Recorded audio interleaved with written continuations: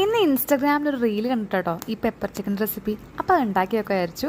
ആദ്യം ഉള്ളി ചെറുതായി കുനുകുനായിരുന്ന ഉള്ളി നന്നായിട്ട് വഴറ്റിന് ശേഷം അതിലേക്ക് ഇഞ്ചി വെളുത്തുള്ളി പേസ്റ്റ് ആയിട്ട് നന്നായിട്ട് ഇളക്കുന്നു.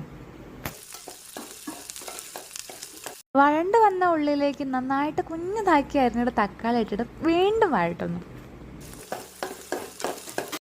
ഇതിത്തെ മെയിനായിട്ടോ നമ്മൾ ഇടാൻ പോണത് മല്ലി, പട്ട, ഗ്രാമ്പൂ, ഏലക്കായ, വലിയ ജീരകം, ചെറിയ ജീരകം, കുരുമുളക് ഇവയൊക്കെ വറുത്ത് പൊടിച്ചിട്ടത് അതിലേക്ക് ഇടയിട്ട് ഇളക്കിയതിന് ശേഷം കുറച്ച് ഉപ്പും കുറച്ച് മഞ്ഞൾപ്പൊടി ഇട്ട് പിന്നെ കുറച്ച് വെള്ളം ഒഴിച്ച് നന്നായിട്ട് മിക്സ് ചെയ്യുക.